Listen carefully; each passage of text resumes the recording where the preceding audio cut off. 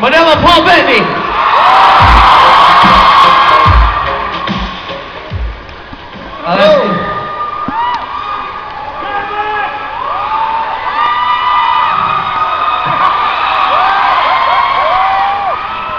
It must be pretty cool to walk out wherever you go and then you hear that all the time.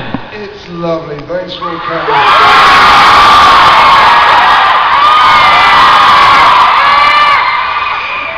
I would have to give away $1 million to get that reaction. But we're very happy that you're here in Manila, and thank you very much for gracing us and coming to visit. I know you've been here since last night. Have you been enjoying Manila so far? My experience of Manila has been my hotel room and this room, and then a helicopter. So they haven't let me out to go and have fun yet on the streets. So I'll see you all out on the streets later. We'll get you some Filipino food, and hopefully you'll want to extend your stay. I can't wait. A lot of these people, they're giddy at the sight of you, but also because we just saw a little bit of civil war. And if I don't start off with that, they're gonna riot, and they know where I live. So, can you talk to us a little bit about what it was like putting that together, the difference between, maybe making that and the Avengers movie? Yeah, I mean, I've got a little more used to the costume, which was, it was a lot of work. We had a lot more fun. There were more improvised jokes with me and Downey and me and Chris Evans, and it was a really loose atmosphere on set.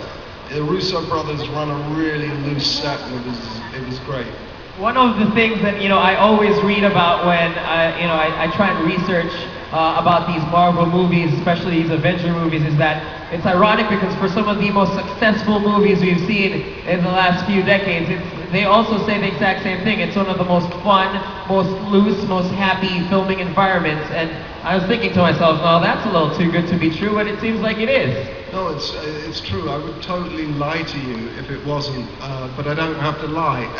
We all get on. They're all really nice bunch of boys and girls, and they're all happy to be there. They're being terribly well paid, so they should be happy to be there. And the work's really creative and fun.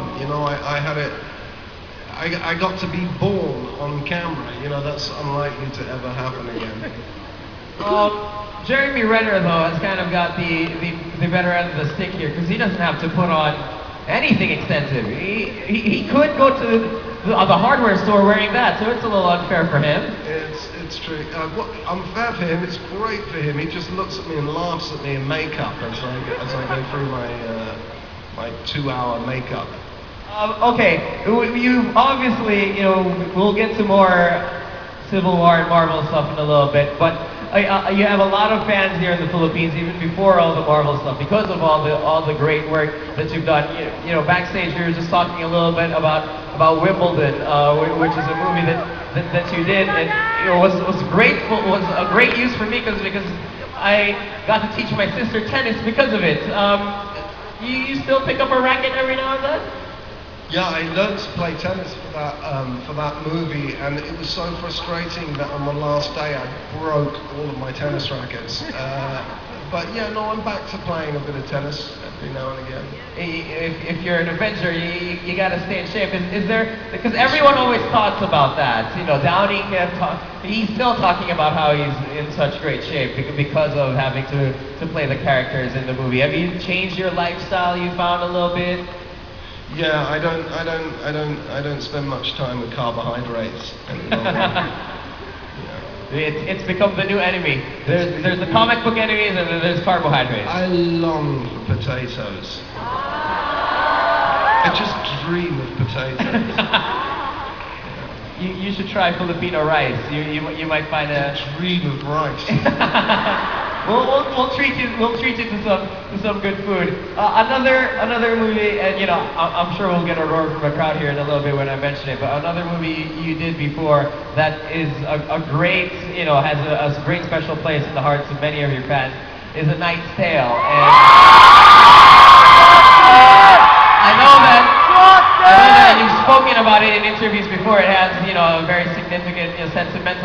heart because of what it meant to you in your career. When was the last time you saw it? Again, do you do that? Are you that kind of actor? Do you rewatch a lot of your old stuff? I'm not sure I've ever seen that one, but Really?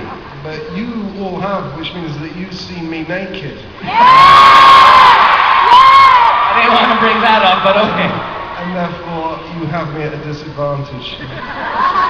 No, I remember seeing that and reading the story about how the director was so in love with your audition tape and actually wrote down the role for you because he desperately wanted you to be in his film, and it was such a great portrayal. I remember as an 11-year-old, and this doesn't matter to the many people here, but as an 11-year-old, and I do radio now and I host for a living. At least I try to. But I saw that and I saw your character and I was like, hey, that guy's cooler than the Knights.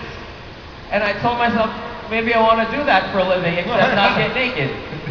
So I owe you. Every peso I earn, I owe you for a great performance. So thank you very much. You're so welcome. I'm so glad that my naked inspired you to your present profession. It was mostly your speaking, 98% your speaking, but I don't want to take anything away from the nakedness. 2% it's that. That 2% is a very important percent. I'm so scared of what my Twitter is going to look like after this. Nico Ramos says Paul Bettany's nakedness inspired him as a young child. Everybody heard it. Everybody heard it. This is going disastrous for me so far.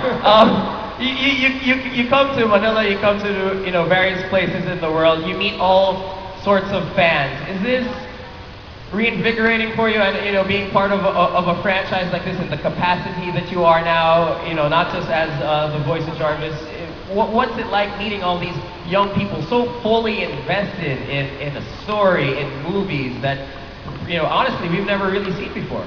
I think it's great. I think it's it's a really, it feels like quite a new thing that you're being asked to places like this, and I think it's really, when the films are so well supported here, it's really nice to come and meet fans and know what they want to see in future projects. So I think it's really useful, and the way that films are being distributed is changing, the way that films are being watched is changing, and I think having a more direct relationship with the fans and the people that like your work, and frankly the people that put dinner on my table, what they want to see, and it was such a lovely reception walking out here. I was really, the whole thing's moving. It's really fun.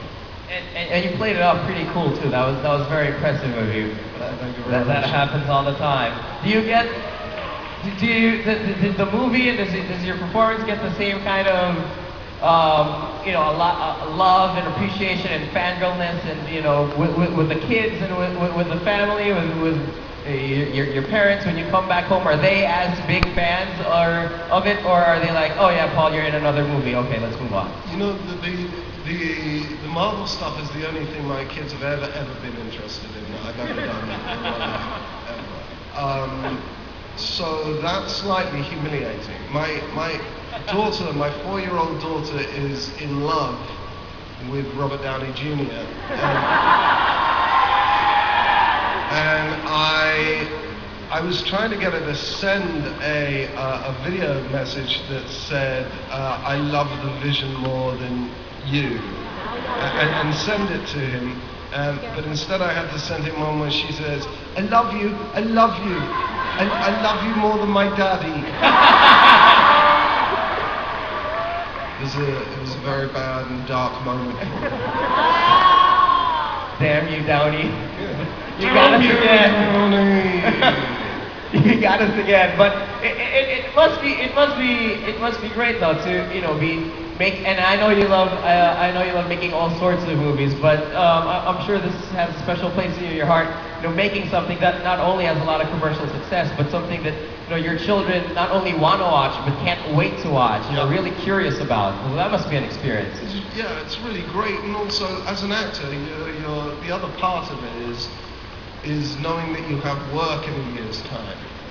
I've never had that in my life. That's true. You do a job, you finish a job, and you hope somebody else sees it and thinks, oh, I like him, I'll put him in my movie. But it's the first time in my life that I've had the security of knowing that I'm I got a couple of movies to make in a year or so. Do we have a number specifically? I couldn't reveal that. I tried, guys. I tried. He's a vet. He's a pro at this. Every time I begin to reveal something like that, I see a red dot appear on my chest. There are Marvel agents everywhere. Take us through some of these meetings where the entire cast is there right before you guys go and do the press for it, which is a worldwide tour. Thank goodness you've landed in Manila. But is there actually somebody that sits you down and says, "All right, guys, don't talk about this, don't talk about that"? And who's the most notorious one? Who's the one they always give eye contact? I know you're a big mouth. Oh no, I don't know that, because you're sat down alone with the guy who chooses you, who says, "Don't speak about your character, don't speak about the plot, don't speak about additional characters that are coming into the film." And you look at it and you think, so what can I talk about? I mean, but it's better now because, initially I spent the whole time making Age of Ultron, and whenever I traveled anywhere I was in a cloak, so nobody could see me. That's true. Yeah. You're like a secret agent. At least now we know you are in the movie. And now I can walk around being purple. that must be a fun experience. 2 hours, is it? It's somewhere between 2 hours and 1.5 hours as the process speeds up. But then you can't even go to the toilet. The entire time you have it on, or while it's being put on?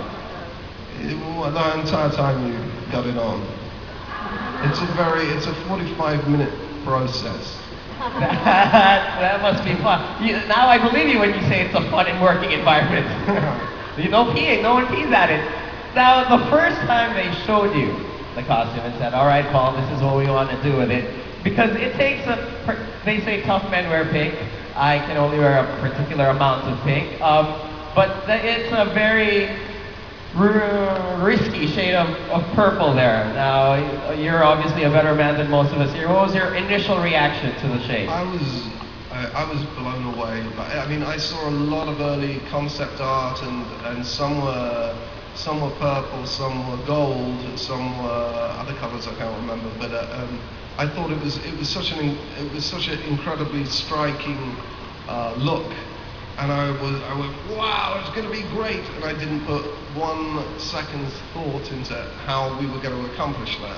And how we were going to accomplish that was for me to sit down for 2 hours and have this, rubber balaclava stuck, glued to my face. And never go to the bathroom. And good luck to your kidneys, sir. Never go to the bathroom. Now, Comic-Con is a place where all of us can go crazy over something and be geeks about one thing. For some people, it's Marvel movies. I think there are a couple here in attendance who are pretty big geeks about the movies that you make. What was it for you? Like growing up, what was something you'd attend a convention for, if there ever was one, a convention for it? Oh, when I was growing up, for me, it was all about the actors that were inspiring me, like Robert De Niro, Marlon Brando, Al Pacino, and all of those great films from the 70s and 80s that really made me want to become an actor and eventually a movie maker in directing films. So that is,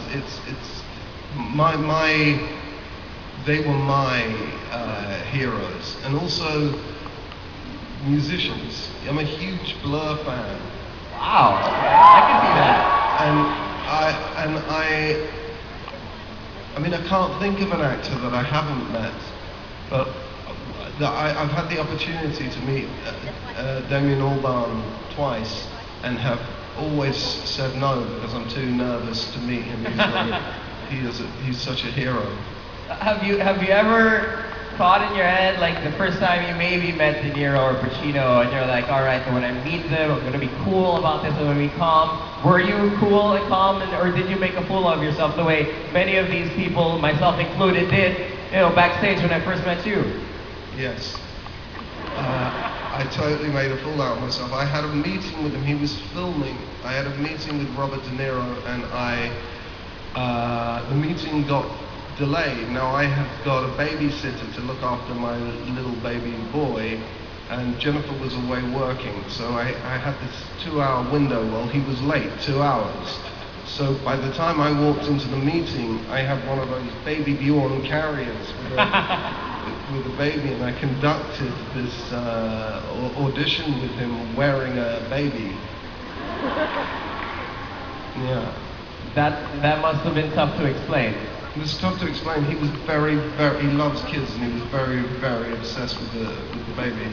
Thank goodness for that. But once again, an actor takes the baby's spotlight away from you. You carry the baby around, and here he goes falling in love with De Niro. I know my children are trying to ruin my career. Well, you have enough fans here. I don't think that's the issue. Thank you so much, guys. Thank you. I don't think that's gonna be a problem.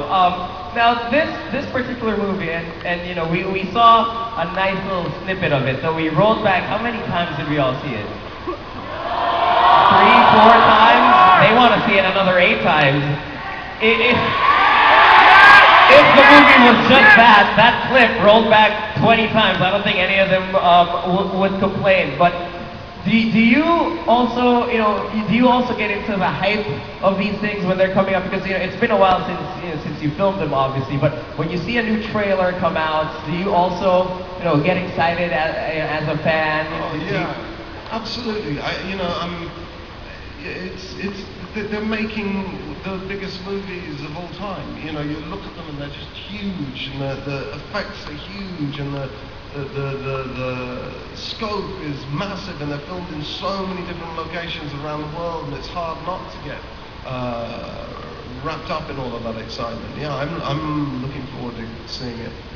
Now, how many times in the years since we've had Iron Man and you as Jarvis, how many times have people come up to you and ask you to talk to them in the Jarvis voice? Yeah, I can't tell you the number of times people have stopped me and asked me to do their cell phone outgoing message. Oh, that's like, oh, you have a message and it's in the Jarvis voice?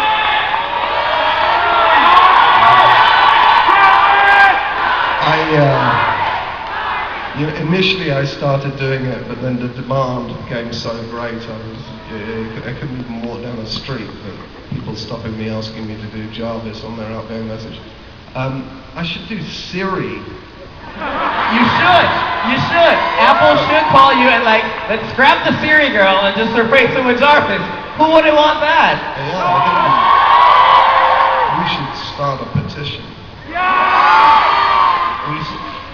Get on Twitter. If there's one thing you can depend on Filipinos to do, it's 1, feed you, and 2, get on Twitter to start something. So, yeah, expect a call from Apple very soon. But this whole Jarvis thing, what was, I want to go back to that and what the experience was like for you, because he's wildly entertaining, and the interaction, the banter between him and Iron Man and Tony Stark, it's one of the most entertaining things about the entire film, apart from the visuals. When you record this, do you guys actually go back and forth with this, or are you off alone in your own place and he's off alone somewhere else? I would literally be brought in the last 2 hours to speak a load of dialogue, and we'd do it a couple of ways, and then they'd give me a huge bag of cash. And then I would go, really? For this? And they go, yeah, that's your cash. And then I would kind of walk off like I was a thief. And it was great. And now they want me to, work for my money. Downey he just came in because he knew I'd been having an easy ride for 8 years, and he came in to see me trying to climb into my costume and just laughed his ass off. Well, at least now you talked about being an actor sometimes and having the security and looking ahead of what you're going to do years from now. At least we know, after all the acting is done, we'll always have the Jarvis voice. And the idea came here first. It started here first. I don't want to get in on your success. All I'm saying is, some kid in Manila gave you the idea of, maybe making this into a business and hooking you up with Apple. But, absolutely right. Trust your own generosity when it comes to that, Paul. Trust your own generosity. Let's be generous with the people, shall we? Let's get a couple of questions from the audience. Sure. We have a microphone there somewhere in the throng of people.